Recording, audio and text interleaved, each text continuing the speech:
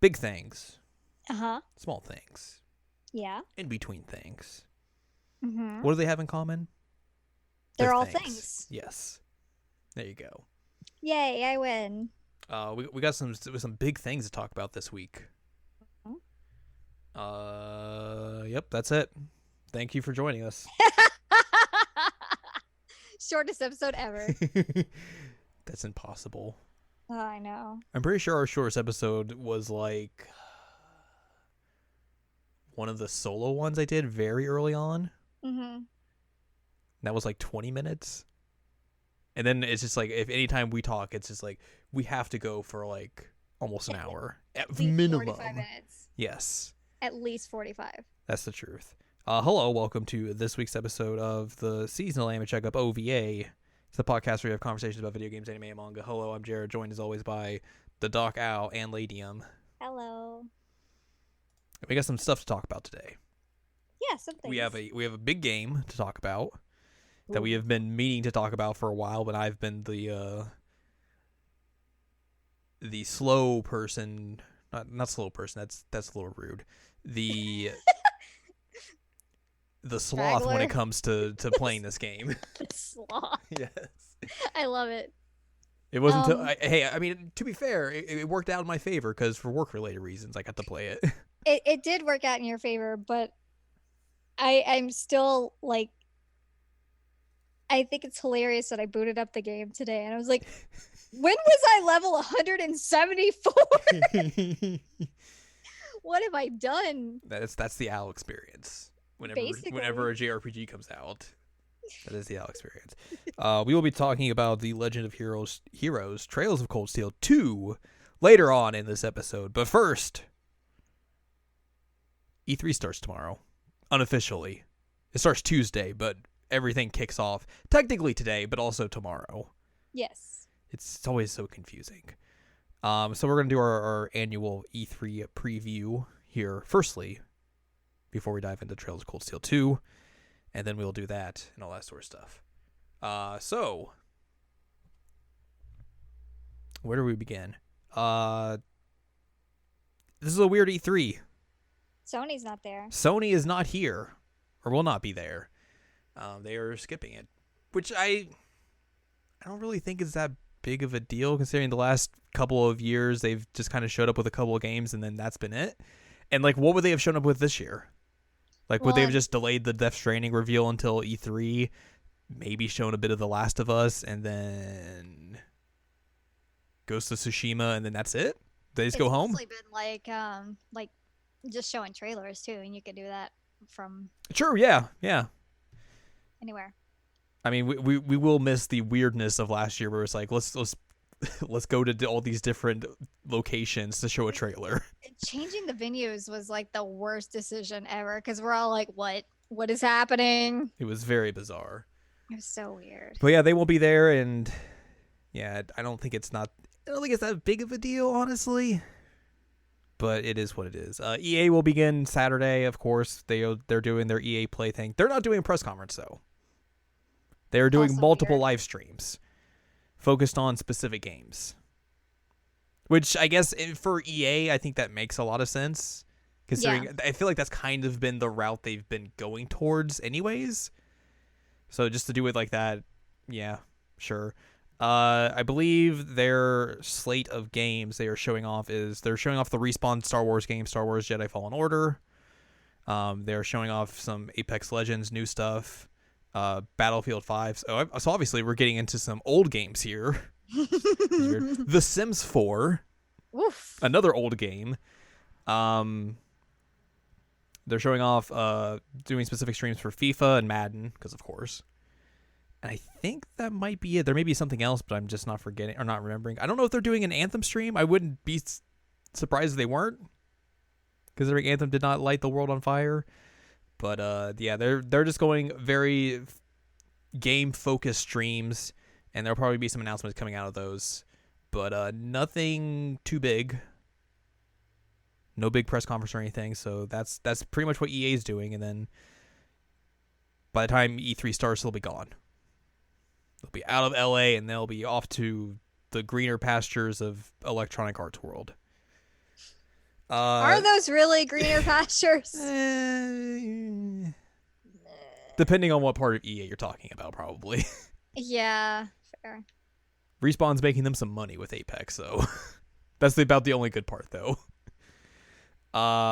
Sunday begins the press conferences proper with Microsoft.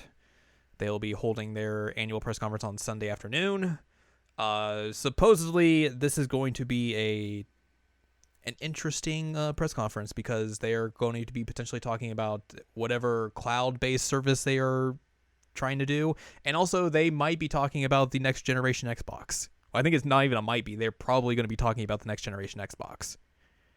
I doubt they'll do anything like super specific of like, here is the next console or anything like that. It'll probably be something similar to what Sony did like a month or so back, where they kind of gave some specs and talked about some different ways that the next generation PlayStation is different than the PS4 current or the PS4 Pro. But we'll probably hear some stuff about that. We will see some Gears 5 because that is still a game in development. I would assume we see Halo Infinite, which I've heard rumblings that is potentially a cross-gen game now. Really? So it could be like an Xbox One and then whatever the next Xbox is, which I think that would make sense. Yeah. There will probably be a new Forza game, which I believe this would be a motorsport year. So Forza 7 or 8. I forget which number they would be on now. Not a Horizon year. Supposedly Fable is showing up. Fable not being made by Pierre Molyneux, but made by the developers of Forza. What? Which is that's a strange thing, but yeah, that is a rumor going around. And of course with Microsoft there'll probably be just like a bunch of games because that's what they did last year and it worked really well. It worked really well. Yeah. Theirs was really interesting last year. Considering they will be the ones showing off a lot of the third-party stuff that's non-Ubisoft or Square Enix, or Bethesda. Well, they all those companies might show up at some point, but like they will be showing off a bunch of the companies that aren't represented in a other press conference, basically. So there will be a lot of that stuff. There will be a lot of like indie stuff they'll be showing off. So you'll definitely see a lot of that. They'll probably show off a bunch of like some of the stuff that they of their like Xbox Game Studios, like all those companies they made a big deal about acquiring like last year. Yeah. That's smart. So probably that new Obsidian game shows up here that they showed off at the Game Awards, because I think Obsidian's under Microsoft now. That would make sense to show up here. And then I don't know if like something like Call of Duty would show up here, considering Call of Duty's been mostly like going with PlayStation in terms of exclusivity stuff. And I think Infinity Ward is doing something else at E3, so they might not be a thing at Microsoft. But basically Microsoft's going to be games. Here's some new stuff. Here's our cloud-based stuff that we're talking about, which we're also partnering with Sony with, which is a mind-boggling idea. Yeah, that's wild. Yeah. Then they might have something to say to counteract whatever Google is going to be discussing Thursday. Well, this past Thursday, if you're listening to this. So yeah, it'll be games, most likely, and a bunch of new announcements. Bethesda will be later that night, as per usual. I would assume a big portion of this is going to be Doom. I mean, that makes sense, and that's cool. Because they announced Doom Eternal last year. I would assume that's probably they're going to be their marquee title this year. They'll probably also show off that new Wolfenstein game, the co-op one. That's like set in the 80s or 90s, yeah. Because I think that game comes out relatively soon. Like it's out in a few months. So they'll probably show off some of that. Yeah, if they weren't showing that off, I'd be concerned. Yeah. Probably something like Rage 2 DLC or something, even though that game, it's like, I doubt they show off any Fallout 76. Gonna just, Wow. There'll probably be some Elder Scrolls Online business, because that game still exists. I doubt they show off anything of like Elder Scrolls 6 or their space game that they briefly showed off last year, which was basically just, here's the titles of those games. because those are next generation games. Let's be real. Yeah. Yeah, they are. Outside of that, I don't really know what else they would show off. Like, I don't think it's soon enough to be like for new Prey stuff, or maybe something new in Dishonored. Like, that could be something. But other than that, I don't really know what else they would be throwing out there. But like I said, I think like a majority of this thing is going to be Doom, and rightfully so. It should be. Because Doom, that Doom 2016 was real good. Man, and I was not expecting to be that good. My brother, like, I was super stressed out. He's like, you know what you should do? You should play this game. I was like, all right, I'll play it. Like, I'm not good at these games. And I played it. And I was like, oh, this is like the most cathartic. Rules. Right? It was so great to just like rip enemies' arms off and then beat them to death with it. It was awesome. Yep. In between Bethesda and Ubisoft, there's a bunch of like smaller press conferences. Like Devolver Digital will have one where they'll show off a bunch of their stuff they're showing off.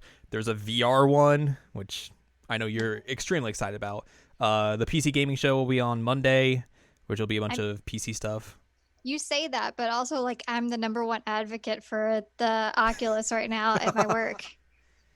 You're gonna be selling off a bunch of the new Oculus things that's like portable and shit.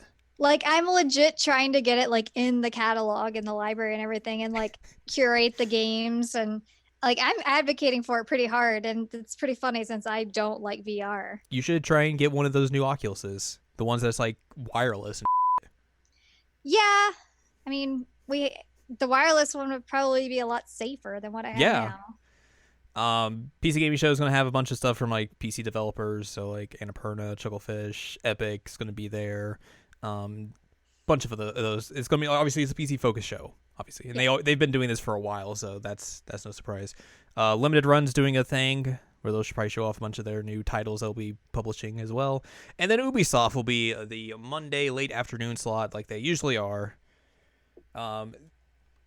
They just got out and announced this, considering it leaked yesterday, but they will be showing off the latest Watch Dogs game. Watch Dogs Legion, set in London, and I quote, in a post-Brexit world. Oh God! But don't worry, they'll come out and somehow say that this is not a political game. Somebody kill me. The interesting thing about this game though is that they are touting that like you're gonna be able to build up your own crew and everything, and that all the pedestrian characters and any character that you see is playable. Which is a very interesting idea. We'll see how it works in execution. Yeah, exactly. But that is intriguing. It's intriguing, and it's creative and ballsy, but like I said, we'll see how it works in execution. That second Watch Dogs game wasn't bad. I didn't play the first one, but I know a lot of people weren't really into it. But the second one was all right. All right. I don't know if this is an Assassin's Creed year or not. Because I know like last year was an Assassin's Creed year, right? They'd mentioned that like they were gonna make these like a bi-yearly thing, and then they did back-to-back years. So I don't know if they're doing another one this year or not. I wonder if they would like announce it, but then like not actually, like it would be a next year thing. Maybe. I don't know. They'll show off the new Ghost Recon game that they're putting out, which is kind of like a sequel to Wildlands, yeah. The cocaine Wildlands. Game. They'll probably show off some Division 2 DLC. Rainbow Six Siege will probably show up because that game still makes them like a lot of money, even though it's like a 4-year-old game at this point. I think they announced that like that their pirate game got pushed back, so I don't know if they'll show that off or not. That means we probably won't get a fantastic Dan Reichert moment on the Giant Bomb stream asking about what piracy is. Outside of that, Just Dance 2020. Oh my God. They'll show that off, of course. I don't know what else. Are they still doing Beyond Good and Evil, or supposedly? So maybe that shows up. I would say I wonder just be like, hey, here's what we're doing. Oh, right. It's still being worked on. Because last year was the whole thing about them partnering with Joseph Gordon-Levitt's company, and then like being like, oh, this is like pro bono work essentially. Yeah. That was that whole controversy. So maybe that shows up again. I guess that would make sense. Um, maybe a new Far Cry, even though they just put a Far Cry out like earlier this year. Yeah. Maybe, I don't know. It's time for the next Rayman. I mean, yeah. The one on the Wii U was great. I don't think I've ever played a Rayman game actually. The one on the Wii U was great, and I will stand by that. It was so good. What's going to be their Nintendo collaboration this year? Ooh. Because we had Mario and Rabbids 2 years ago. We had the Star Fox Star and Fox. Starlink last year. Like, it makes sense that there's another thing. It would. What would they do? What's a dormant Nintendo IP that's just not doing anything that they can Ice just be like Climbers. Ice Climbers and Steep?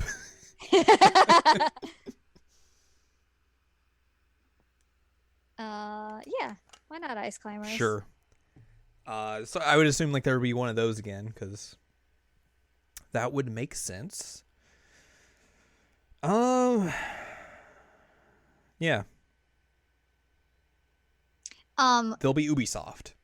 If by some weird chance I'm right on this Ice Climbers things, which I'm not going to be, but if by some weird chance I am right, everybody needs to quote me on this that I called it. Yeah. The fact is, it's not going to happen. I'm trying to even think, but like I don't know, the Mario Cross Rabbids game was just so out there that I don't even know if I can like guess what they could potentially do. Even the Star Fox announcement was kind of out there because like Nintendo hadn't been doing anything with the Star Fox license in the last 5 years, so who expected them to do that? So who knows? So yeah, after that, AMD's doing a thing. Doing a thing. AMD is? AMD. Oh, I wonder if my stock will go up. Their press conference entitled Next Horizon Gaming. Kind of Funny's doing a showcase of games after that. And then taking over the slot from Sony is your friends at Square Enix. Everyone's favorite thing. This is going to be the showcase of their Avengers game. It's going to be the highlight of The Quiet Man 2. Yes, of course. The Quiet Man 2 obviously is going to be the highlight, but man, are we gonna get something like that again? I hope they announce The Quiet Man 2. I hope they announce The Quiet Man 2 Despite as well. everyone hating that game. But they were still Put another Quiet Man out. Insistent in the things that they're like, you guys were just wrong. The true DLC ending to The Quiet Man. Like, I swear to God, I hope that Square Enix is like, you know what? You get more Quiet Man. And I will play it. I would say we'll play it and hate ourselves, Yep. but also like it will be hilarious. Like Square, we've had a love-hate relationship for the last few years. Just do me a solid here. I bought The Quiet Man. I paid for that thing with my own money. Put The Quiet Man 2 out. Quiet Man 2. Do it. The sequel where he becomes the greatest baker in Chicago? I don't know. So outside of the obvious Quiet Man 2 announcement, Avengers is going to be the showcase because they already came out and said, hey, we're talking Avengers at E3. Final Fantasy VII Remake. Yeah. Because they said, hey, we're gonna have more news in June. And where else would they show off more news than at E3? Which allegedly there are rumors that like there's going to be a playable demo of that game at E3 that eventually will come to consumers everywhere. There's the rumor that this is going to be a 2-episode game, so basically just disc 1 and then disc 2 and 3, I would assume. So there's that, and then maybe we'll see some new stuff out of that.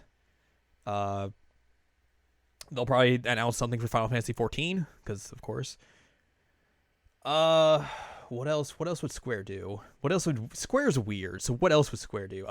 Maybe a trailer for the next episode of Life is Strange, which I still need to play episode 3.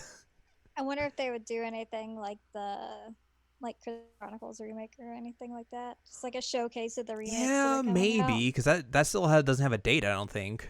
Like Chocobo Dungeon 2, right? I think that's Is I it think out? that's out. Okay, I didn't remember.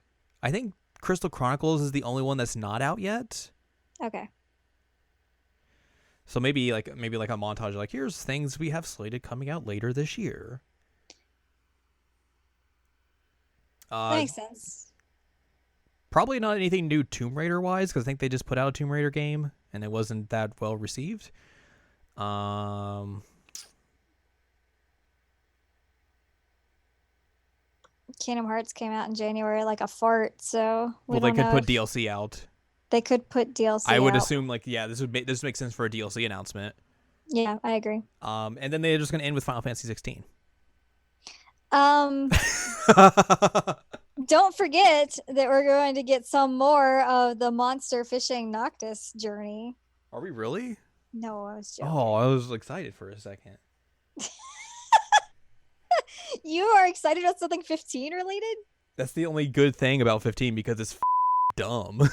Hilarious. They're going to announce an extended port of Final Fantasy 15 Pocket Edition where they put all of like the fixed stuff from the console game into it. Oh my god. Do you like obviously not? You don't have to count like 16 as anything, but do you think there's anything new Final Fantasy related announced here or even talked about? I think that they're gonna focus on 7 the most. Like Yeah, I don't think that it would be smart to like lean heavily on anything else Final Fantasy. we know how well they do with development, so Ugh. Well, but also part of their issue is that they announce these things so early yeah. and it's bit them in the ass multiple times. Mhm. So I think it's best for them to like hold the cards to the chest. I think it's more likely that we get like a smaller RPG on the Switch or something.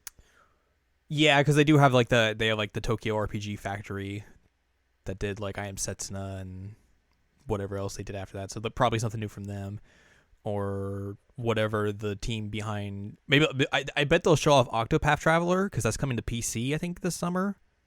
So maybe like a little bit of that PC port and maybe Mhm. something else attached to that. So Like that that to me makes sense that they would do yeah. that, but I think staying away from Final Fantasy is a good idea so that you don't What like if overshadow 7. their final like stinger is hey we found the Final Fantasy 8 source code we're gonna put it out finally. I was literally just about to say that. Like their big show off at the very end is just Final Fantasy 8 remake. Yeah. Yay! I'd be about that. I would be more interested in that than the Final Fantasy 7 one, but also I would only be interested in if it was like an upres and not like a remake. Like, stop giving things 15's combat. It's What bad what if combat. what if it was just hey we're just putting Final Fantasy 8 out again I'd and it buy was it like again. it was just like the normal version or You whatever know that how PC much I version was. buy Final Fantasy 8. I It's buy true. every version of Final Fantasy 8. I will buy it. I have no qualms of buying it again, but I mean, I have the Japanese copy of Final Fantasy 8, so I mean, I think that it's probably smart for them to stay away from it. But yeah, I completely agree. like I Especially if said, you're going hard into 7. I'm still grumpy that 7 has 15's combat because it's terrible. That Yeah. combat's so bad. There's nothing wrong with turn-based RPGs. There is nothing wrong with There's nothing turn-based wrong RPGs. with them. And also, like, at least turn-based RPGs, like 7's battle system is still fun. Yeah, it's fine. 15 is not fun. No. Even after I spent like 2 hours killing that turtle, remember? Oh god.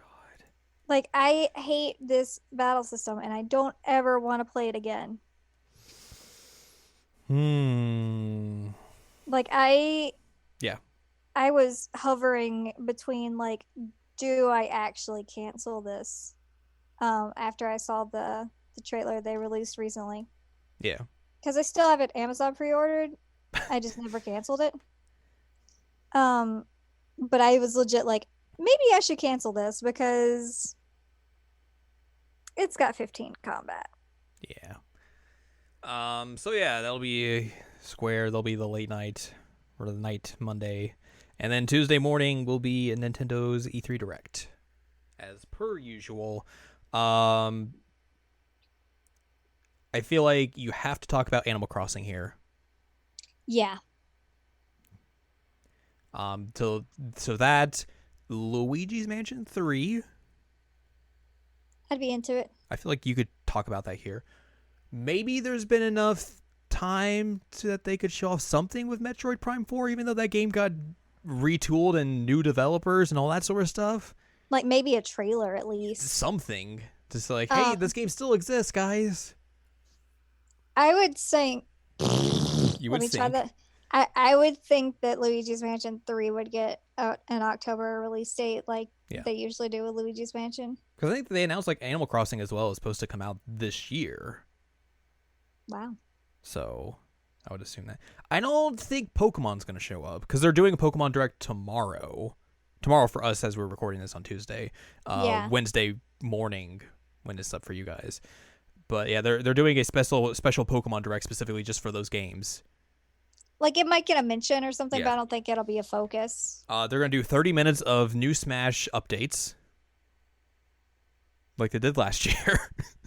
Ugh. No, I maybe they talk about like the next Smash DLC here. Yeah, maybe just, they like, announce announce the new it. fighter. Yeah. Maybe they talk about what that other bonus tile set in Mario Maker 2 is. Oh.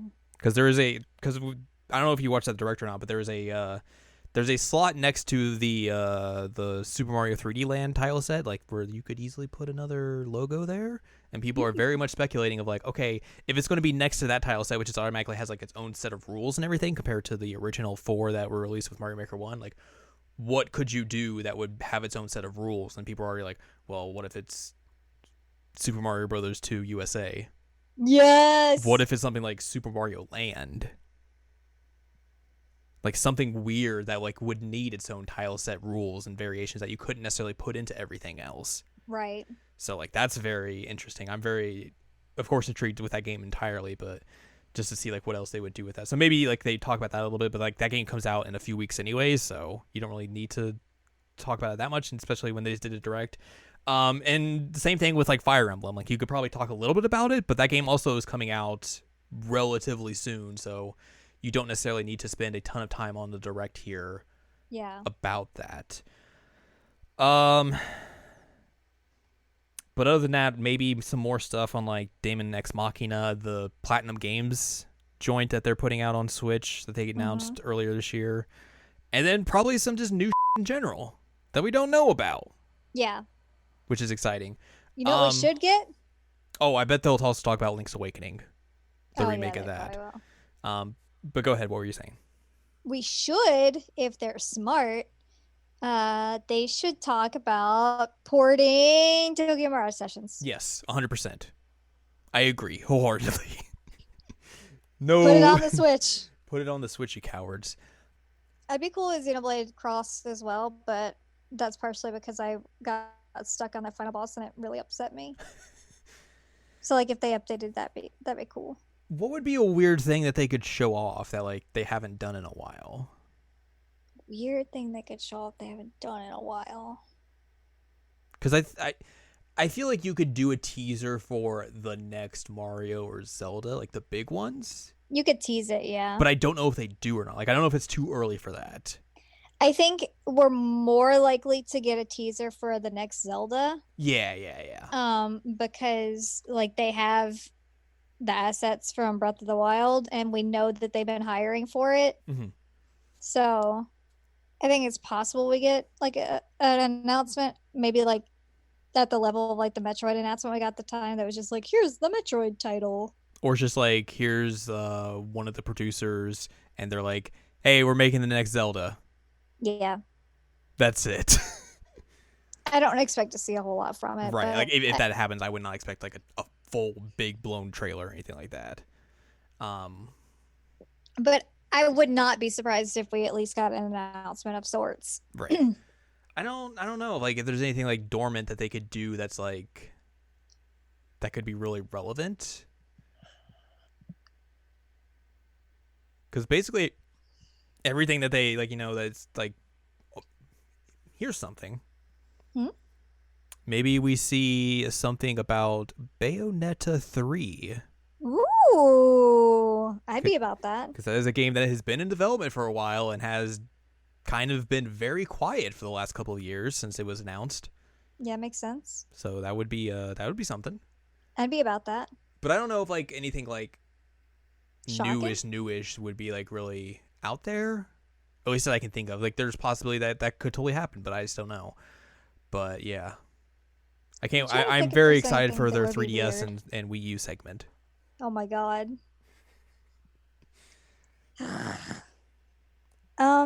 Just think we've potentially played the final 3DS game. Ugh. What were you saying before I rudely interrupted? No, I was rudely interrupting you. I'm just trying to think if there's anything that like would be off the wall that they might announce. I don't know. Like, how is Labo doing? Do people like that? Well, they put out that VR one. Yeah. And that was like almost a year after the fact that they did the first one, so I guess it's doing well enough that they're doing new stuff with it, and they just added a VR portion to Smash. They added it to Breath of the Wild and Odyssey as well. Yeah, so like, but I don't know if Labo is something that they would show off here. Yeah, I don't know. I'm just asking, like, is that still a thing, or did it flop? Maybe this is the time they talk about the new Switch SKUs. Because that has been the rumor that like there's going to be a new price point for a Switch, and then they're going to come out with like a beefier version of a Switch later on this year or next year. I feel like they'd focus more on the games here. I could be wrong on that though. True, but yeah, I mean, I don't know. Because they know that like Xbox is going to be leaning on the whole like, ooh, we have a new console coming out. Ooh. But then like it's Nintendo, so like they could also do the same thing. Yeah, but I was thinking Nintendo is like, yeah, you got that going out, but look at these games. I don't know. Nintendo honestly could go either way because it's Nintendo. True. Like you could expect them doing that here, or just like we're gonna go give a like business press conference in Japan and be like, here's the next here's the new SKU for the Switch, and we're making a new Switch model. Yeah. Something like that.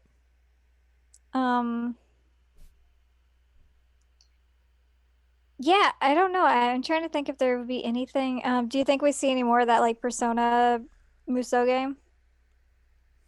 Probably not. I bet it's too early for them to announce like it as like here's the English version of it. Maybe it's just like, hey, we're gonna put it out in English. Yeah. So maybe like that and nothing new that they've already shown. Makes sense. But yeah, outside of that, I would doubt it. Plus, I would doubt we would see something like Shin Megami Tensei 5 here. Yeah, because they're working on one for the Switch still, aren't they? Yeah, SMT5 is a Switch game that they unveiled at that. That's what I thought. Initial Switch press conference in like January of 2017. Mm-hmm. But I feel like that's something you save for like TGS. Yeah, that makes sense. Because that would play more towards that crowd than the US crowd, I would assume. That makes sense. But yeah.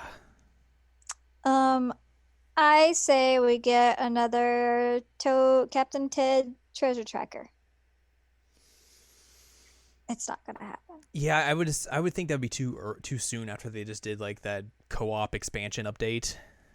I was just thinking like if that did well, they'd be like, oh, we can make another one of these. Yeah. These are easy to make. Yeah. But I doubt it. Just put out Tokyo Mirage Sessions, you cowards. That's really all I want. Is please just put Tokyo Mirage Sessions on the Switch. There you go. That's all you need to do. That's how you win E3 for me. Exactly. Microsoft comes out and they're like, we're putting Tokyo Mirage Sessions on the Nintendo Switch. And I'm like, all right, Xbox won it. What if Squaresoft comes out and says that? You're like, dang it. But yes, Square, you did it. You did it. Woo. You win. Everyone's like, how did they do that? It doesn't matter. Well, that's pretty much our E3 preview. I had one more thing that I wanted to say about Nintendo. What's the likelihood that long rumored Skyward Sword HD comes out or gets a trailer. Maybe that's the thing, like the console Zelda thing that they show off. Yeah. Well, I guess Link's Awakening is a console Zelda game, but it is, but it's different. maybe that's like the other thing they could show off instead of like the new next Zelda. Because it's been like a super rumored game for a long time, and even like shoot, why am I blanking on his name? The producer. I know who you're talking about, but I'm also blanking on his name. It starts with an A. Anyway, Aonuma. even there you go, Aonuma. He's even been very coy about it. He's been coy about it. So I'm wondering if like we get, because I think that would be a pretty like big thing if they did like a Skyward Sword HD. And considering they've done Wind Waker, they've done Twilight Princess, they've done Majora's Mask, they've done Ocarina of Time. Like this is the only one outside of. They've done Twilight Princess. Did you already say that? Yeah. This is the only one outside of like the Super Nintendo and back catalog of console games that they have not done an HD version of yet. So it would make sense. And I mean, you could still do the motion with the Joy-Cons have motion. Mm-hmm. They sure do. Or they could retool it. So they could retool it. As I said in our podcast about Skyward Sword. I think it's possible. Yeah, totally. But like, yeah, I think that could be an easy stopgap for like, hey, we're putting out this and then also this, which I guess would be kind of weird that they're putting out two like re-releases of old games. Yeah. So maybe they would hold off on Skyward Sword in that respect then. I mean, they're remaking Link's Awakening. And if it's just like, here's Skyward Sword HD or whatever they want to call it. And it's just like prettied up with some retooling. Like I think it's possible because it would be different than the Link's Awakening that's completely remade. The real thing is they're going to end with a teaser that they're remaking Zelda 2. Nice. Or excuse me, they're making Zelda 3. Nice. The long-awaited Zelda 3. The long-awaited sequel to Zelda 2, which is, again, it continues the tradition that is a completely different genre.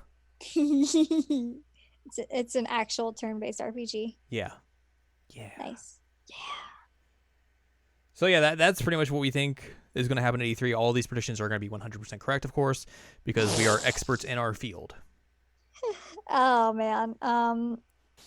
After we watch E3, we're just gonna like, well. Nope. All that's wrong. As we tend to do, but yeah, it's still fun. But we will talk about all the happenings that transpired at the Electronics Entertainment Expo next week on the podcast. But for now, let's dive into our top story of the evening. It's where you get like a cool news sound. The Legend of Heroes Trails of Cold Steel The sequel to Trails of Cold Steel 1, which we did an episode on earlier this year or late last year. One of the two. What episode number it was? No clue. I'm going to look it up, though.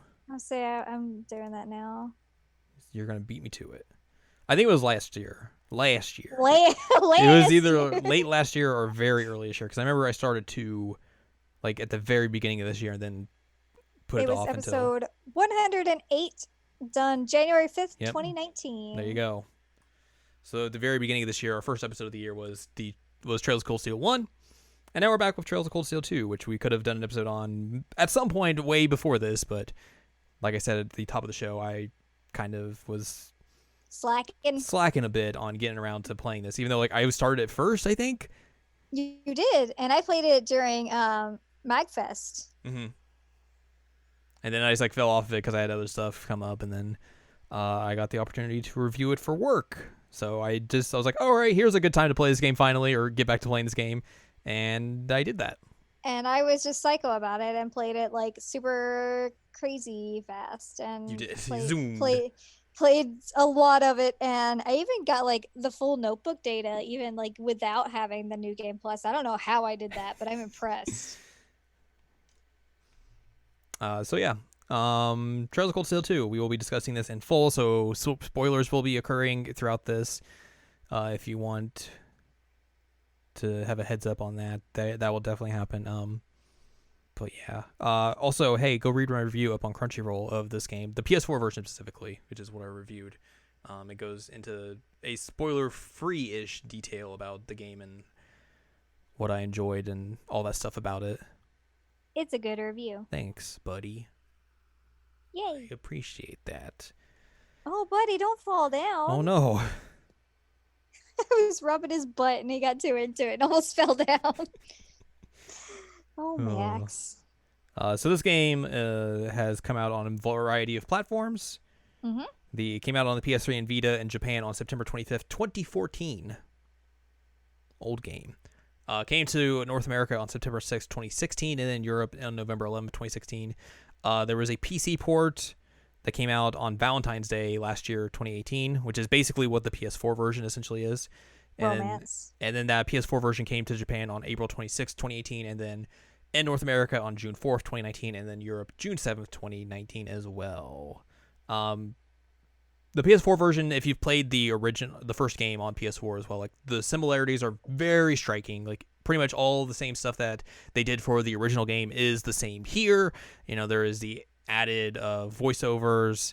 They recorded more lines for it. The game has been up-resed a bit. It still looks like a last generation game, but like they up-resed it here and there to make it look a little bit better. Runs at 60 frames per second, so it's silky smooth to play around in. You get all the DLC up front immediately that you can just like kind of just get into and get all that stuff. It's very nice and convenient. You can bump up your save from the PS3 and Vita version, obviously, as well. And then, of course, like you can carry over your save from the other version, the PS4 version as well, or do all that stuff. So like all that cross-save stuff is compatible with this. Of course, you cannot go cross-save back to the PS3 and Vita version because that stuff is not implemented in the PS4 version. So that's like kind of the only one-way street. Detriment. Yeah, it's a one-way street there. But I think that's pretty much like the same, like the noticeable improvements they did for the PS4 release. Also, you can do dual audio language, so you have the English and Japanese dubs in this, which the original version did not have. But yeah, but also the English dub's good. Yeah. But yeah, basically, if you noticed or you played the PS4 version of Trails of Cold Steel 1, all the stuff they did for that game is pretty much the same stuff they did for this game. Correct. But of course, there's also some new stuff here with the sequel. They had some new stuff, which I guess this would be a good time to talk about spoilers. Yeah. Because some of the improvements or additions they made to this game is spoiler centered. Because that's just the way it is. So there's a new overdrive system, which basically it builds up throughout battles and stuff, like in doing attacks and stuff. So like the little meter in the upper right corner of the battle will keep filling up, and then once you activate it, you basically get 3 turns uninterrupted to where you can attack, and you will automatically crit the enemy each time. So it kind of helps you in turning the tides of battle if you're in a little bit of a rut and you need to like do a rush attack or any type of like those combination attacks that you can do. It's very helpful with that, and basically those really help with like when you're linked up with someone. And then eventually you get like it bumps up to like 2 overdrive, so you have 2 in the chamber throughout battle, so it makes it even more strategic in that sort of way. There's new link abilities that you're able to do because the link levels go up an additional level from the first game, and they have different skills attached to them. So like there's like overdrive skills specifically for those. There's like rush attacks and like defending for your link partner, or like being able to heal them if you're like a healer character and all that sort of stuff. So that's all good. There's new S-craft attacks that you get throughout the story. Of course, everyone starts with one, then they eventually evolve into a different one after the fact, which is like a more powerful version, or just like it does something else entirely. So you'll have 2 at your disposal to choose from. Like I know Elliot has one where it's like he has one that's like an actual attack, and then the other one that's like a heal and debuff and all that sort of stuff. So like there's differences in between like what you want to do and like what kind of strategy you'll implement into that. the mech fight from the end of the first game is continued on into this game, and they've kind of expanded it out a little bit more. It still follows kind of like that rock paper scissors formula that the first game had, but like they basically kind of do a little bit more with it. So like you will be able to utilize a classmate or a party member with you as well, and they'll get a turn to where like they have their own ability, like an attack ability or support ability, and then basically you can do that, and like they'll help you heal and do all that sort of stuff. So it kind of opens up the mech fights a little bit more than what they were in the first game as well. I'm trying to think what else is like newish. Guest characters? Yeah. Because, I mean, There's more party members for sure. yeah, because you can have like Sarah, and you can have Toval, and you can have Claire and Sharon. So definitely there are more party members that are available to you because You get adults. it's just the way the game is set up narratively. That is the thing. You get an airship. You do get an air. Ow! You do get an airship. And yeah, that again makes sense narratively because you just need to kind of bounce around throughout a war-torn Erebonia. So you kind of have to go different places and can't just like walk around everywhere. Reen gets a sweet new outfit. You get some sweet new outfits for everyone. Sweet, sweet jacket type thing. You get to go to Ymir, his hometown. True. Yeah, there are new environments that open up to you that weren't available in the first game. And you do revisit a lot of the same places that you go to in the first game as well. But like,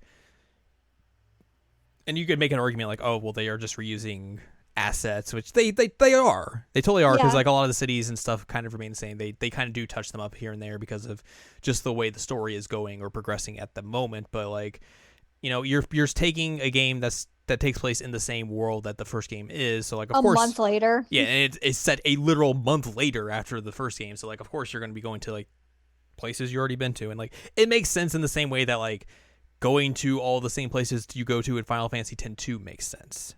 Yeah, it does. So there is that as well. There's probably Like some you have to see what the updates are, because like a lot's happened and you have to see what's going on. yeah, exactly. There's probably some other stuff that I'm just kind of forgetting off the top of my head, but that's kind of like the bare bones of like here's what they did to improve upon the actual game itself. But like you said, like this game immediately kind of starts right back up. It's like a month after everything goes down at the end of the first game, and like Which, boy howdy, does it go down. boy how does it go down. And basically the first act of this game is just like Reen trying to figure out what's happened and kind of just assemble the crew again. Find his buddies. Find his buddies. Like it is, you know, the middle chapter of a 4-game series, so like in a sense it reminded me of another middle game in a series like Mass Effect 2 is kind of has this similar trajectory in it, where like, you know, you start off and something bad happens, and basically you spend a good half of the game just reassembling your old crew and getting some new crew members as well. So like it really reminded me a lot of that game, which is the way it was like, all right, well, we gotta get the class all back together again. Gotta get all these new people that were helping us out and just try and figure out what's going on. Makes sense. Yeah, it works really well because like you are totally like motivated and everything. Just like go like, oh, all right, what is everyone doing? Like, obviously, like things went really bad at the end of the first game. Like, where's everyone at? What are they doing?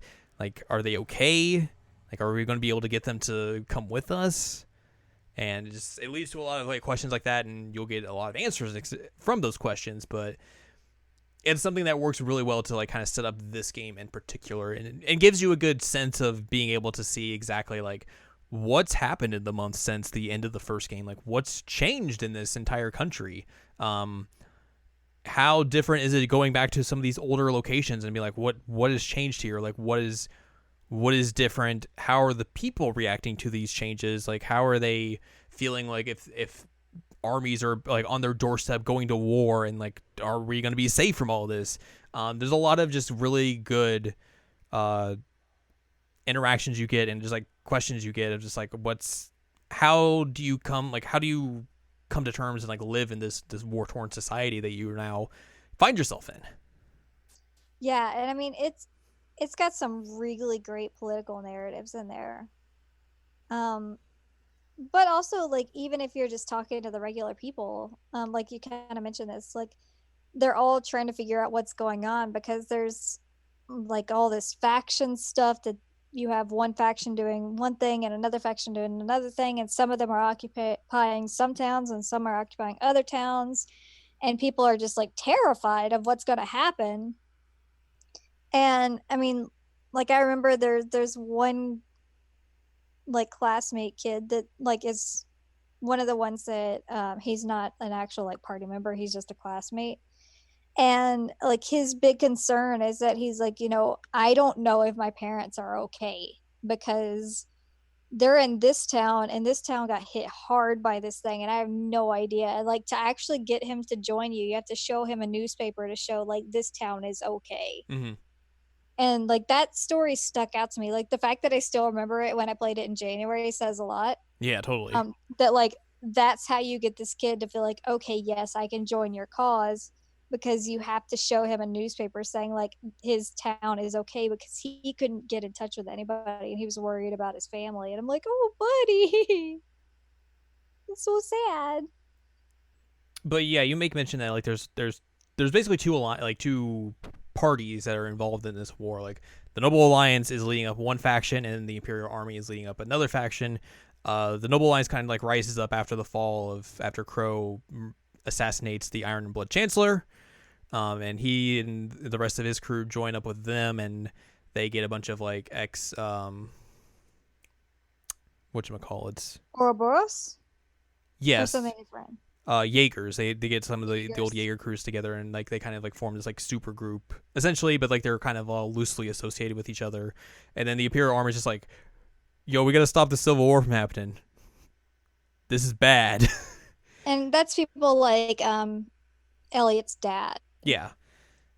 And then like some of the people from like the school and stuff like that. So a lot of like the more army military type people that you met throughout the first game are kind of more hitting up on that side than they are like the noble side. Like what Neahart or whatever his name is.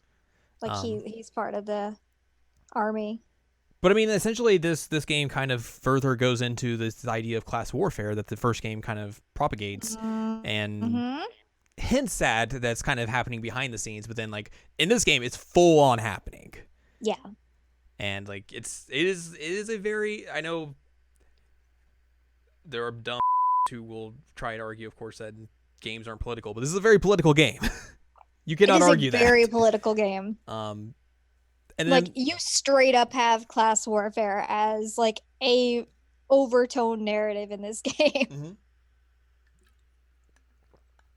But essentially, you have these two parties that are like heading up the war, and then basically Class 7 and allies kind of become this third faction that kind of comes in here and there, mostly to help the Imperial Army every now and then, but they try to remain neutral per se, which is a hard thing to do because you are this very powerful faction that is not really trying to butt their nose into all this business, but also wants to stop the war itself. And, you also have a mech on your side, which is a very powerful asset in a lot of these fights.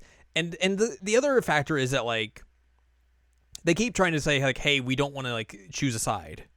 Yeah. Because we do not want to get involved in this war that much. But also, it's a bunch of kids. And the game does a really good job, I think, of making it well known that, like, anytime Marine has to go up against, like, the heads of the Noble Alliance or, like, has to negotiate these political leanings or political affirmations or anything like that, like, he is out of his element. Oh, yeah. He is way out of his element. And, like, but he's, like, 18. Of course. Like, that's the key point. Like, he should be out of his element. He should not be able to waltz in there and be like, okay, I know the answer to this, this, and this. I know how to navigate these minefields and figure out the best course of action. Like, no, he's like, I don't know.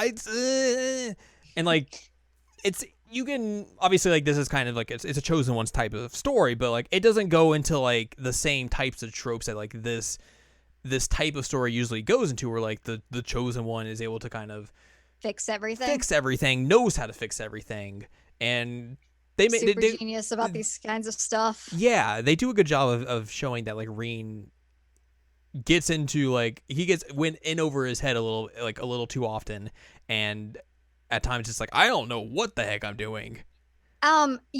We were already talking about 10-2 earlier. Yes. But he really should have employed the line that Shinra uses. I'm just a kid. Whenever he doesn't know what's going on, he'd be like, I'm just a kid. But legit, like they show because that is something that happens a lot in JRPGs that you have like the chosen one trope and they can just fix whatever because like miraculously they know how to do everything. And this game is really good at showing that these kids can't do everything. They don't know what to do. And you're right. Like that's one thing that's really great about this is that yeah, Reen is kind of the chosen one and he can do a lot of stuff, but he can't do everything. And he gets over his head and he like messes up. Yeah.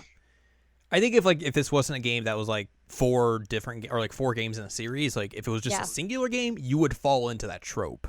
Yeah, I think so. But having like the way that like, they've expanded out this story and made it a long form story, like they have room to be able to do things like this, and I think it really, really works. And like it even kind of ties into like some of your other classmates who like you find them and then are like, yeah, I have to go, like I can't be here with you guys because of this thing I did, and then everyone's like, nah, you're good. You're good, dog. My favorite is that when you meet Eustace again, he's like, I can't do this. I'm a bad person. I can't be with you guys. And Reen's like, race me, man. And then if I win, then you're coming with us whether you want to or not. It's like, Reen, what are you talking about? Look, when you become his friend, you are his friend for life. Ride or die. He is the epitome of ride or die. He's just like, race me. Race me. I have a motorcycle, you have a horse. I'm gonna win, but that means we still have to race. It's just so funny that like that's his solution. It's like, all right, you don't want to join us? Let's go. And I think that applies mostly to like the relationship that Reen has with Crow throughout this entire game, because you would expect going into this game that like Reen's primary mission would be like, all right, I'm going to go just beat the crap out of Crow. Defeat Crow. That's my main goal. But really, instead, it's more just like, hey, I want to get him back on our side. Like, I want to know exactly why he did what he did, and also bring him back over to us because, like, he's our friend. Graduate and things like that. Yeah. Like he consistently throughout the game is like, I'm going to bring Crow back. He's going to be part of Class 7 again. He's going to graduate. He's going to be our... Like, this is how it's going to work. And it's less of a revenge story than it is a rescue mission. Yeah. And that's awesome. It's very surprising. Like, it was not something I was expecting going into this. Like, I was expecting like just the typical revenge tale. Like, oh, this guy outsmarted me and did this bad thing. Now I have to get revenge. And then it's like, no, that's not at all what Reen wants to do. He's like, he wants to help this guy that, you know, he's been friends with and he thinks like isn't necessarily this bad evil terrorist dude. Yeah, I mean, he says like multiple times in it, like, was all of that fake? I don't think it was. I don't think it was fake at all. I felt like we were really friends, and like he is so determined to get Crow back, and it's actually really admirable. Yeah. That he doesn't go that route of revenge. And it's interesting as a foil against Crow as a person, because Reen, when he is wronged, he's like, okay, well, you are still my friend and we have to figure out what's going on and get you back. Whereas Crow, when he was wrong, decided, okay, well, revenge time to start a terrorist organization and murder somebody. Yeah. Like it's interesting because they're compared a lot, since they're both Awakeners, and like even on the box art for the version I just got, like one side is Reen and one side is Crow, and it reminds me a lot of the like the narrative with like the characters in Persona 4. Mm-hmm. Yeah. And Adachi. Yeah. It reminds me a lot of that, because there's the same kind of thing of like, we are so similar, but this is how one little thing can make you act completely different. Mm-hmm.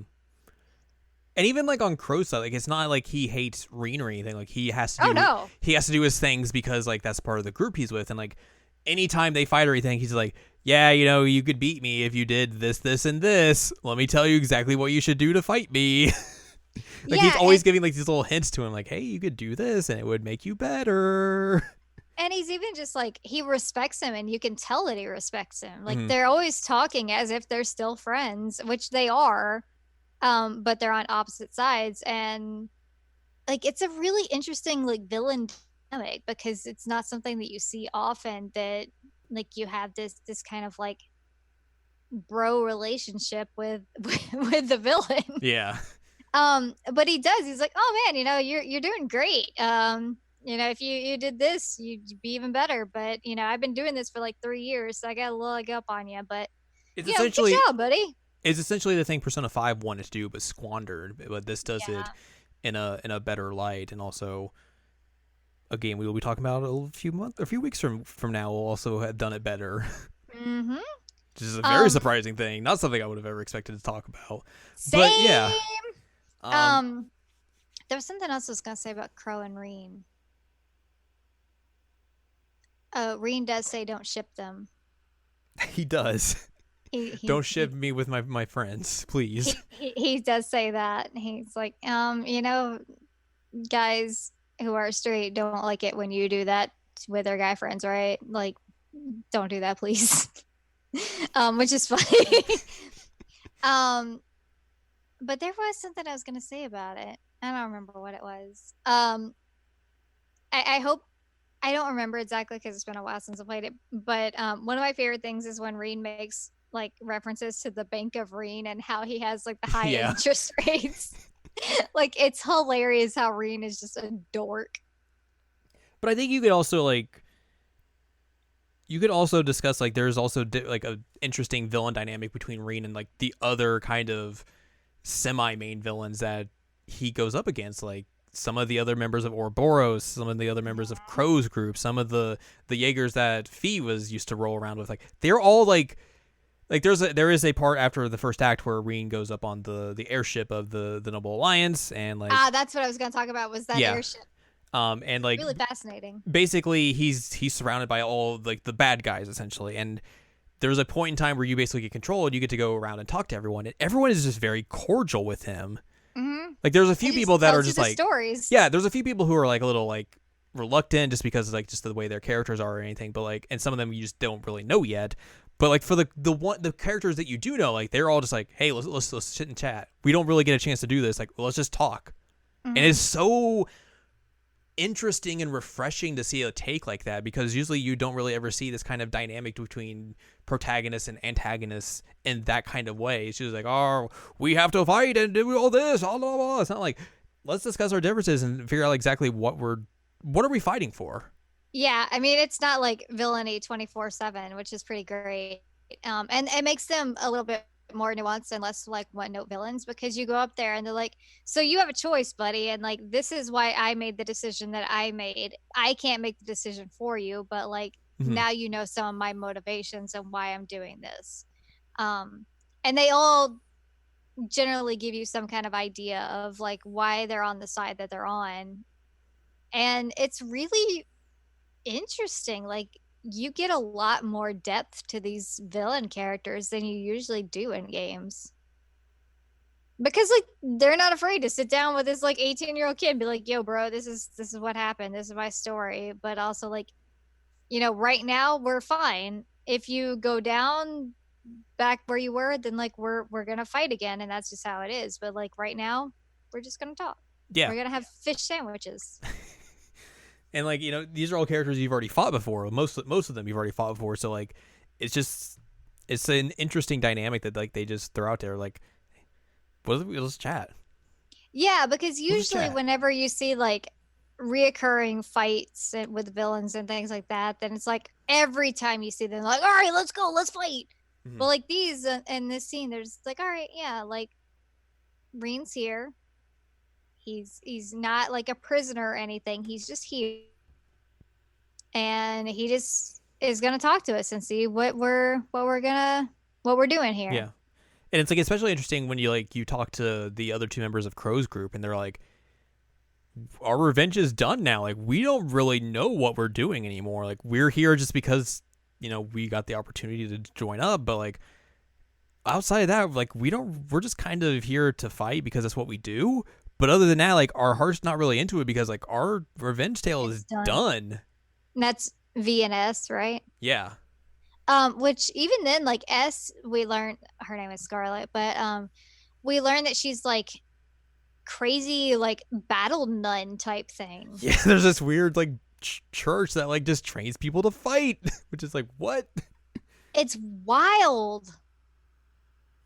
Um, I've seen a spoiler about a character that you would not expect who is also part of like this battle church. Oh boy. Um, and I saw the spoiler about who this person is. And I'm like, what? But it makes so much sense once you know it because of certain scenes that happen in the game that I was like, oh, that's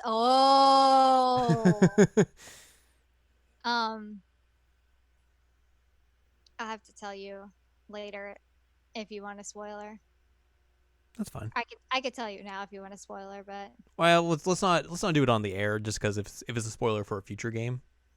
oh, it's not a spoiler for a future game. It's you find it out if you do a new game plus in this version of the game. Oh. There's a Is it in the extra, black documents or something? yeah, they are. I heard about those. Do you know who it is? I don't know who it is, but I know those were a thing in this game. Yeah, if you read through those, there's an extra scene that you get with a character and they reveal who they are. Okay. And it's fascinating because I would not expect it based on this person's personality. But then like once I knew it and was thinking about it, I'm like, that makes sense. It makes perfect sense. Okay. Mm-hmm. I mean, you're free to reveal it if you want, because if it's in this game, sure, we can do that. So the goof teacher? This like the teacher that's like the history teacher with the weird glasses and everything? Is he? He is. Okay, yeah, that makes sense. There's definitely Um scenes in the end of the game where they reveal like they uh-huh. talk about how this dude has like way more like fighting prowess and power than he lets on. He's one of okay, so there's two aspects of this. He's one of the like battle church people. Mm-hmm. His what is that? It's a train.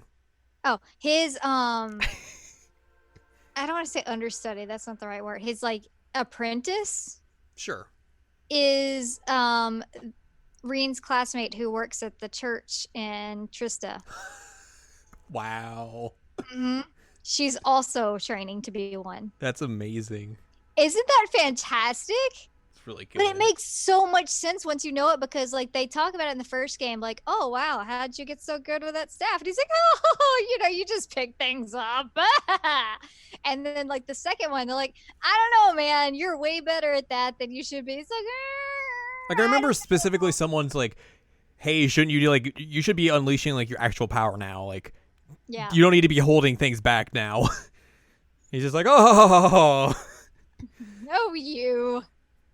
It's so wild. Like apparently this is just an entire made up persona that he made to like hide who he is. Yeah, like that makes sense considering like the way they talk about that. They very briefly talk about that, like that battle church stuff, and like it's kind of like hush hush, in the way it's Uh-huh. like it's essentially a secret society type thing. So like yeah, that makes perfect sense. It's the teacher. The crazy history teacher. Yep. I was like, you know what? It would be the history teacher. It would be. Anyway, I was so stoked when I found this out. I ended up finding it out via like the wiki. Right. And I wasn't even looking him up. I was looking up the nun girl. And it looked like, oh, in the trivia is the apprentice. And I'm like, what? She's a what? So then I ended up down the rabbit hole. Anyway, spoilers. The crazy history teacher is actually a battle priest. There you go. Yay! So I'm looking forward to finding that scene when I do my new game plus where I'm like insanely broken already. I don't know what we were talking about. I don't know. We were talking about the dynamics of villains and stuff. Oh, right. But yeah. So yeah, you have that intermission, and then basically Reen's like, "Nah, dog, I don't want to join the Noble Alliance. Yeah. I'm taking my mech and going home."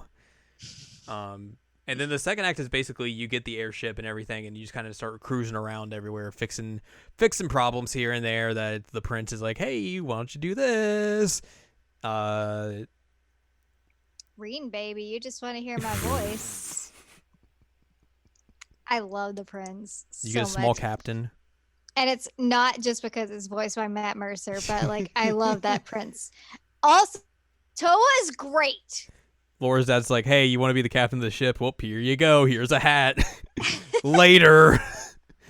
I gotta go do stuff." Laura's dad is one of the funniest characters. Like, he's just so weird. He's like, you know what? You're the captain now. I'm gonna go do these wild things over here. Like, calm down, Laura's he's this dad. head of like this noble family, and just disappears off into a ship for like 3 months, and then shows back up and is like, "Hey, what's up, guys? Anyways, here, you guys, you want a ship? Fine, I don't care. I gotta go do some other stuff later." And the whole time, like, their teacher's like, "Oh, that's my dream, man." Well, she says that about every like old man they run across. It's true. And then everyone dunks on her. Yeah. And I mean, he's not even old. Like, he's probably what, like 10, 15 years older than her. Yeah, probably. Yeah. But I mean, that's still relatively old. Like, if this person was in high school when you were an infant, they're too old for you. That's just how it goes. So yeah, like the second act is essentially a lot of just going around helping people, and then also kind of seeing like how the war is progressing, helping out here and there, and then just like you think you're doing well, and then things start going real bad. Oh yeah, they go real bad. Like one of the cities gets completely obliterated, and you're just like, dude, what the f? Yeah. What the f? Yeah. Like everyone gets super like, all right, we're gonna f these motherfuckers up. I mean, it's fair. It's very fair. And then essentially, we start seeing like what Ouroboros' plan was, because like a big tree just sprouts up in Crossbell all of a sudden, and then disappears at one point, and everyone's like, "That's real weird." Anyways, what was that about? And then like some magic stuff happens here. Yeah, I guess we should mention that like Opera Lady is like a big deal in this game. She's a witch. She is a witch. She's a and witch. She is doing a lot of shenanigans in the background. That's her name, Shenanigans in the background. And it's my new band name. You want to join? Yes. Cool. But yeah, she does do her shenanigans, and it's her using her little magical abilities and her Birdo to be like, "Hey, dudes, I'm gonna spy on you. What up?" Sup, kids? I got a bird. What you got? Oh, right, you have a mech. Never mind. You have a cat. You have a cat. Kitty cat. Kitty cat. Which, yeah, the cat at this point just stops pretending that she's even a cat. She's like, yeah, I'll just chat you up all the time. She's just like that with everyone now, and everyone just accepts it. They're just like, all right, cool. Cool. This cat's talking, I guess. Fine. All right. But yeah, like Act 2 leads you eventually to like finding out like where Reen's sister and the royal family gets hit up and like all that sort of stuff, and you have to go find them, and then eventually that leads you to the finale where the entire like royal castle, whatever, just gets turned into like this weird demonic house. It was the craziest demon castle ever. But before that, you have to get a super weapon for your robot. You do. You make a rope. You have to get like you have to find all this ore that's in like these weird shrines. That the shrines are essentially kind of become what the old schoolhouse was in the first game, where it's like here's this like other dungeon that you go do and fight some stuff, and basically with this you have to go find all this ore that's hidden deep within these shrines, and like it's this real ancient like material that like they mentioned like that was what was used to make the mechs essentially, I think. Yeah. So yeah, you have to find that and make a new like weapon out of that, because one of the first fights you have against Crow. Crow's like, yeah, you should get like a weapon that's more suited to like what you actually use in fights in combat, because that would help you in these mech fights. And then that kind of becomes a big thing for the crew, where it's like, okay, we should probably do that. Reen just like steals swords off of mechs that he beats, and then like he uses more of like an Eastern style like katana type longsword. Yeah, and this is just like a sword. Yeah, so he's like, you know what? He's right. Let's do this. And one thing that's really cool about these shrines is that as you get to like the deeper part of them, you get like this vocal remix version of the like castle theme from the first game, and it's beautiful. So that was exciting. Which I'm hoping that it's on this soundtrack. We'll find out after this podcast. Before you get to like all of the end stuff though, like the Class 7 comes up with their own mission for themselves. Yes. And that is to retake Thor's. Yes, they are going to retake the academy. Yes, because the academy obviously got taken over when the war happened. So like they haven't been able to go back or anything, and all their classmates and all the people who go to the school have been locked out. So like they're like, hey, this is kind of our home. We want to go get it back, and like that's outside of everyone else that's happening in the war. So like they eventually do that and go take it back. They are initially stopped by this like new alliance that's like heading up the school, which is like a bunch of like the noble students, and like Patrick's the one who's like leading it up. He's like, all right, we're gonna fight, and Reen's like, okay, sure, I guess. But it's not like a terrible thing. Like they're not like, oh, we're in with the noble alliance and we've got the school. It's just more like, yeah, we're just kind of keeping it down so like no one thinks anything's out of the ordinary. And like once you beat Patrick and everyone, he's like, all right, cool, you want school, it's fine. And it's funny because his butler is like, yeah, he's been so worried about you guys. And he's like, no, I wasn't. Wasn't worried. God. But yeah, you eventually you retake the school and everything, and the city is like kind of back to normal, and that kind of becomes your new base of operations for a little bit, and then you kind of go into what you think is the end game. Yeah. Which is Demon Castle. Yes. For the record, this dungeon looks rad as hell.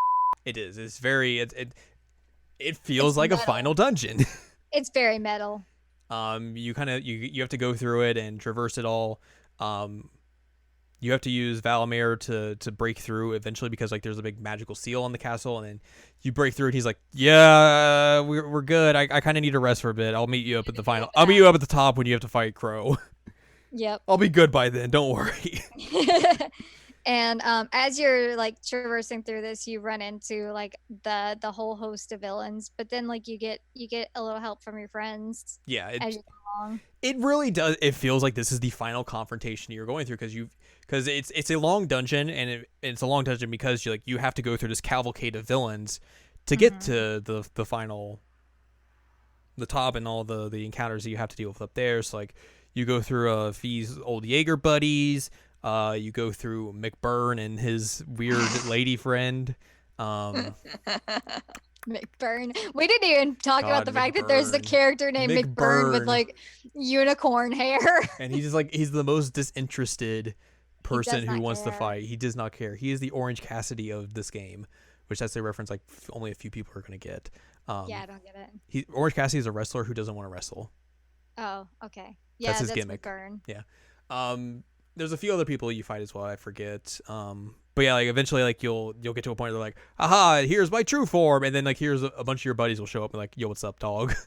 we'll hold them off for you, and they're like, "No, no." Like McBurn has to fight Laura's dad, and McBurn's like, "I'm going to beat the crap out of you." And Laura's dad's like, "Nah, dog. I want to see you try. I want to see you try." So that was great. And I do like that. Like the Jaeger dads were like, take care of Fee for us. Yep. There's a great part when like you go talk to them on the ship, and they're like, Are you making a move on Fee? Are you making a move on her? Listen, if you're making a move on her, we're gonna talk. We're gonna talk." They are the Jaeger dads. They're really just protective dads. Yep. They also leave her with a bit of information where like there's people that used to be in their Jaeger group that are trying to revive her old boss. Yep. Which is an interesting thing. Who was also a father figure for her. Yes. Eventually, you get to the top where at the top the Duke, who is kind of running the whole Noble Alliance. Duke of Cayenne. Yes, he has the little prince, who is the twin of the princess. Yes, who is obsessed with boys' love. Yes, and he's like basically forcibly trying to throw this kid into a mech. Yeah, he's trying to force him to become an awakener. And Crow and Bird Lady are just like up there as well. Like, yep, we're here. Don't know if this is part of the agreement, but yep, we're just chilling here. That's it. Eventually, you get to the top and everything, and then you have to fight Crow, 1-on-1. Mech on mech action. Whoa. It's true. You beat Crow finally. He's like, "Oh man, good job, buddy. I'm proud of you." He legit is. Yeah, he really is. You don't have to fight Vita here, do you? Mm-mm. Okay, and then I think after that, the Duke's like, "You guys suck. I'm gonna throw this kid in this mech. All right, later." So he throws the kid in the mech. Which the kid had already had like the kind of like awakening thing happen to him previously in like a cutscene. So I was automatically like, "Oh, he's gonna get in the mech." Yeah, you texted me and you're like, "The kid's an awakener, isn't he?" And I was like, So he's forcibly thrown into this mech that's like, they basically laid out as like it's an evil mech, but basically like in the original war that happened however many years ago, like it was one that brought a bunch of like destruction and everything to the country and everything. So it got this like reputation and everything. But you have to fight the mech, and it's an interesting fight because like you don't fight it mech on mech. At first, you fight it as like individually, as like a party. So there is that. And then at the end, you fight it as mech, but you get to team up with Crow and do dual mech fights, and it's awesome. It's pretty cool. That was very hype. I was very excited for that. You defeat the mech, the kid pops out, and then the Duke's like, "Ah!" And you're like, "Yay, we defeated, we stopped everything, yay!" And then everything just goes to Everything goes to And then if this was the actual ending, this would be the great cliffhanger ending that leads you into the third game, and you're just like, what the what is going to happen next time? But that doesn't happen. We'll get to that here in a little bit.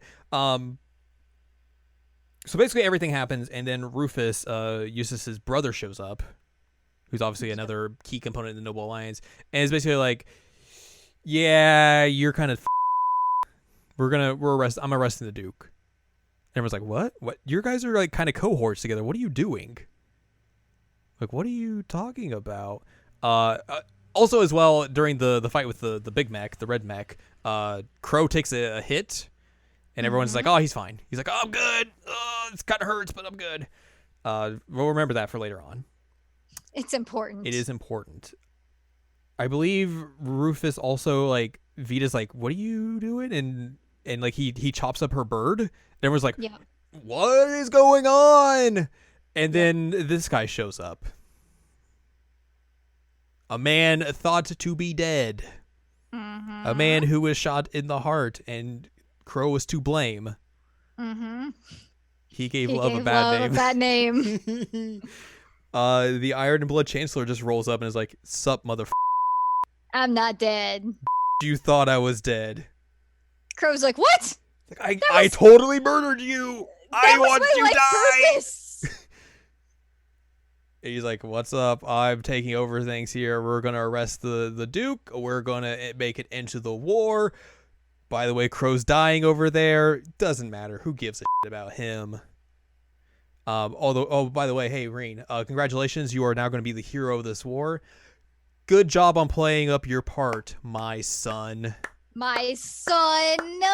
You're just like, what the Like, everything just goes to right here, because, like, we find out, like, Osborn's alive. Osborn's Reen's dad. Crow's dying. Rufus has been working with Osborn this whole time. Also, he's, like, the highest ranking of the, like, Iron Bloods. Mm-hmm. He's a secret Iron Blood. Yeah, and he's been, like, working with him the whole time, which means that he's not, like, an Alabrea, right? No, he's not.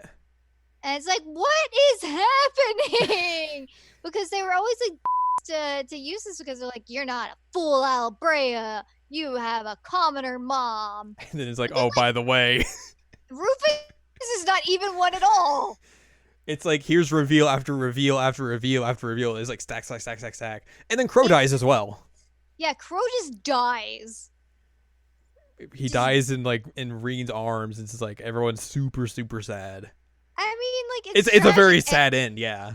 And also, he's like, it's ironic that I died being like stabbed through the heart when I like tried to shoot that just standing over there and alive now. Sorry about maybe trying to murder your dad, I guess. Didn't know. My bad. Didn't know it was your dad. Hey, guess what? Me either.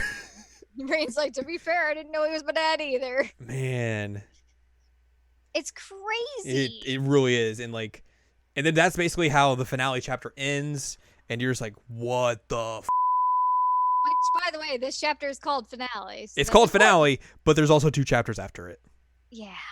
It's such a good, like, if it had ended right here, it would have been amazing. I would have been like, what just happened? And, like, so stoked. And I will say, I still think this is, like, a phenomenal game. Totally. Like, Lord, it doesn't know how to end. It really does not know how to end. That's basically the one kind of detriment to this game is that like it has this really good ending, and then it keeps going for another like 6 hours. Yeah, it just doesn't use the fact that it had this really good ending. Like that was such a good ending. There was so much wild shit going on there, and you're like hit after hit after hit after hit of just like twists that I didn't see coming. It's really good. At all. I didn't know that Rufus was an Ironblood. I didn't know Osborn was still alive. I didn't know Crow was going to die. I kind of knew Osborn was still alive, or at least he was going to come back at some point, because that got kind of spoiled for me. But like, I didn't know anything like about Rufus or like the true identity of Osborn and Reen's relationship, or Crow dying or anything like that. I got Crow dying a little bit spoiled for me. Like I didn't know that he would like die. And even that's in the question with stuff we have seen with other games in this series. Right. So I'm like, what is happening? Like, so we've been theorizing, like, do they have a method of bringing people back? Because Osborn is alive, and then like other things potentially happen with Crow, but and they obviously make mention of the fact that like, hey, Fee's old boss is potentially coming back. Yeah. So like, interesting, but. Yeah, it's wild. This was such a good ending, and then they kept going. So you fast forward a few months into the future. Reen is now just a military dude. Yep. He is taking missions as a part of the army now. As the army has now moved into Crossbell, they are basically taking it over, making it a part of Erebonia. He's just kind of like being the enforcer with his with Valimar. Yeah, he is the war hero. Yeah, he's the war hero. They basically go full propaganda on that. Rufus now is like the mayor of Crossbell. Like he takes it over, is now leading it. And then you are introduced to new characters, which they do say with Rufus. Like Rufus is really adamant still about the like class division when he's taking over Crossbell. Is interesting, but anyway. But yeah, you take over, they introduce a bunch of new characters, which technically aren't new characters to the series. They are new characters to people who are playing this not in Japanese, because the games that these characters come from were never released outside of Japan. Well, they were, I think they were released in China, but like outside of Asian regions, they were never released. So it becomes kind of confusing. It's pretty confusing. Because they introduce these new characters, and they are characters from the Trails Crossbell games that were put out on the PSP. So people who would play these games in Japan would know who these characters are. Be like, oh, cool, these characters. They're back. And they're kind of like the connecting ties, I guess, from the Trails in the Sky series to this, to the Trails of Cold Steel series. Essentially, they're kind of like the bridge between those two. But yeah, like. They make references to a lot of stuff that happened in those games that I have no idea about, and just characters in those games that I have no idea about. Because like one of the unfortunate things about this chapter is that the game doesn't do a good job of explaining who these characters are. And it's a problem only for people who are playing this outside of Japan. So I think it would have been difficult to like really just like, all right, you just had this big emotional dump of like the finale chapter. let's give you a big text info dump of who these characters actually are. Like, that would not play well. You would just be like, oh, I don't want to read all this. Like, why? What's the point? And I don't really know if there's a good way to really give you that, all right, here's who these characters are, because you have not probably, unless you've looked into the series or tried to play a fan translation or whatever, like, you don't know who these characters are. Yeah. So I don't know if there's a good way to really onboard English-speaking players or non-Japanese-speaking players to really get a grip of who these people are in a way that would make sense narratively or anything like that. But you play as these new characters who are going through this factory in Crossbell and trying to get like this or disable this program that's like going to like get all this information about people, like privacy issues and all that sort of stuff. And at the end, you have to fight against Reen and the girl who has the machine, like Milliam. I forget her name. The bunny girl. The bunny girl. She's a character in 3. Yes. Which is interesting because like you're fighting against Reen. Yeah. And to this point, like you don't really get to see a lot of Reen. Like you see him like he's fighting with the army now and doing all this stuff, and he seems kind of reluctant, but also he's very cold. Yep. And I was fighting. I was like, man, Reen, why did you turn into all of a sudden? What's going on?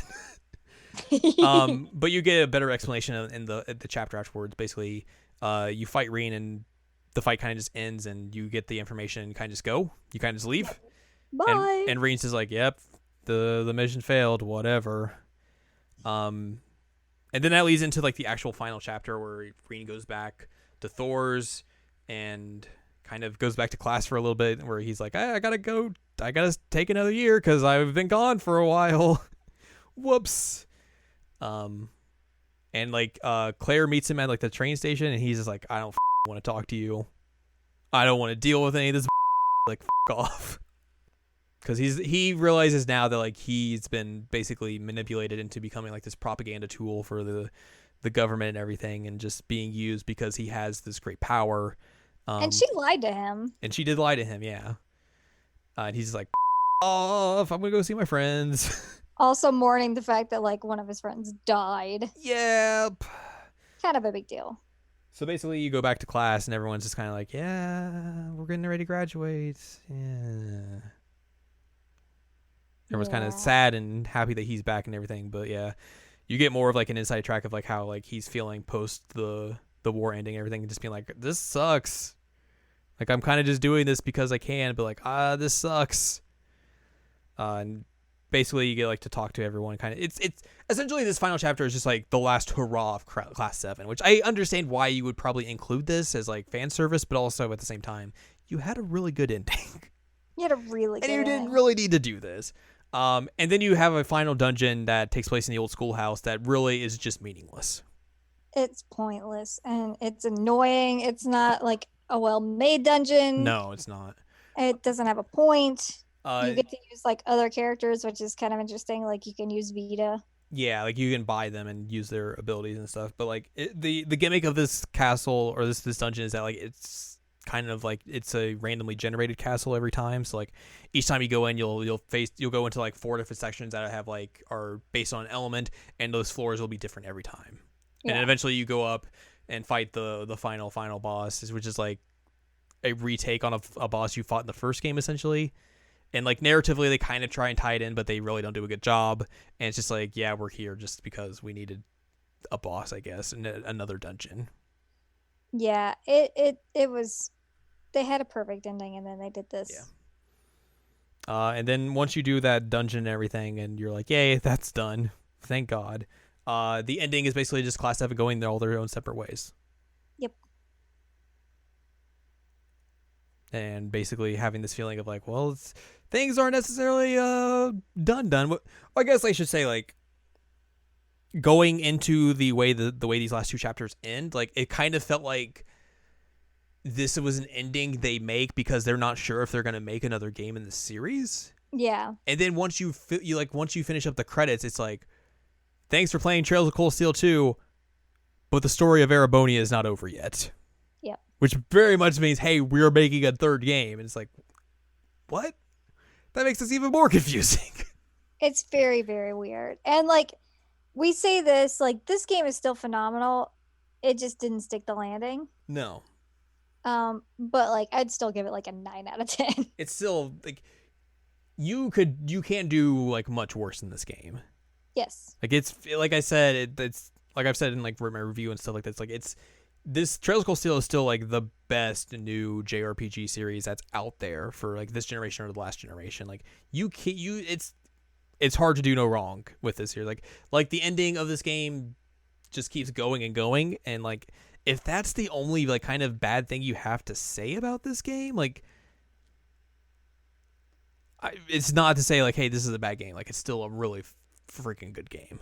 It's so good. Yeah. Like I still think about like that whole scene at the end of the castle and like Mm-hmm. so much was cool happening there. I remember you just being like waiting for me to get there, and like once I got Oh, there, you were just like, "There it is." I was like, "What the yep. I was waiting for months, months?" literal months waiting for you to get there so I could like screech to somebody about this because I was like, ah, I need to talk to someone. I'm going to explode. And now I don't have to explode because I've talked to somebody about it. Well, And it's now you have to wait for the third game ah fall. this fall. Yep. Which is a good thing. Like we're not like the people who have played this game in the past, like who played the first two games and been like, all right, well, let's wait for the third game, I guess. Maybe he'll come out over here someday. Maybe. But yeah, it is confirmed we're getting a fall release date. They haven't gotten super specific with it yet, but like it is coming out this fall. Trails of Cold Steel 3. So we will get the continuation of this franchise. And Reen's like a teacher now, and he just Reen's like a adopts teacher. a bunch of children. He's got his own kids now. Yeah. And then I would assume if they're putting out this game, they will put out Trails of Cold Steel 4, the end of Saga, at some point as well, which that came out last year. Yeah. But yeah, I am very much on board of just like, can't wait to see what happens next in this franchise or I'm series. so hype.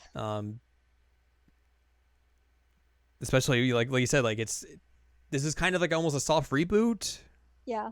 Where it's like, here's a bunch of new characters you're getting, but yes, I cannot wait for Reen's hashtag the government, the all these noble families Oh, I'm ready for it. campaign to kick off in Trails of Cold Steel 3.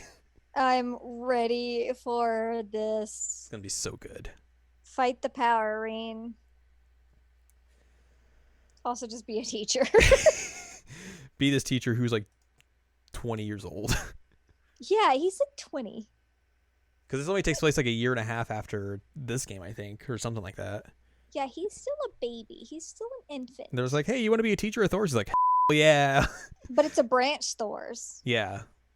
And also he has little bunny girl in his class. He's like, hey, we work together. I'm adopting you. You're in my class now. It's so funny. I'm excited about it. I am very excited for it as well. This game's great. So we'll talk about that later this year, most likely. Ralph, buddy. Thank you. Big yawn. Big yawn. So yeah, that's Trails of Cold Steel 2, unless you have anything else you want to talk about with it. Big No, I think I'm good.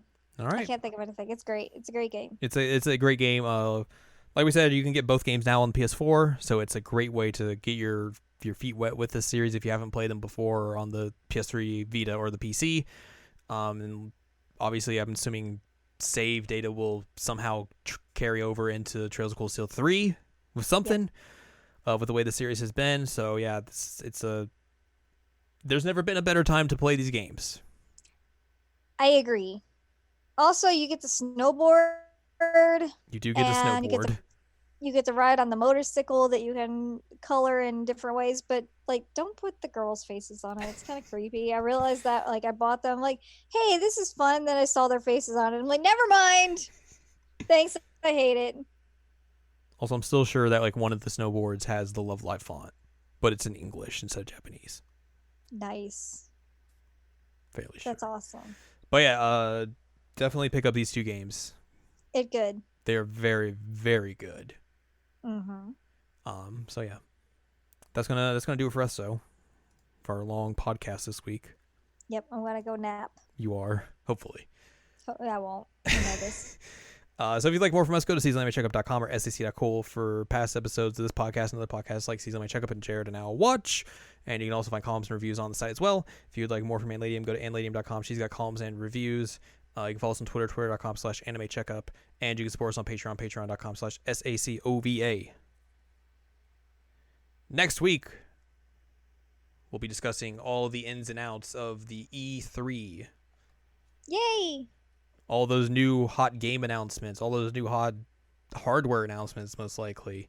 How wrong we were. How excited we are about the Quiet Man. Duh. Man, my body is ready.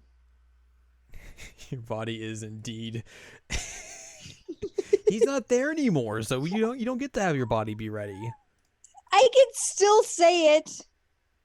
Can we make the Quiet Man 2 French so it is the Quiet Man du le boulanger neveu, the new baker. I'll say if you have de, then it sounds like dough, and it's perfect. Genius. Mom's Dead Parkour. Mom's Dead Parkour. So join us next week as we reminisce about what we expect to see from the Quiet Man 2. Yes.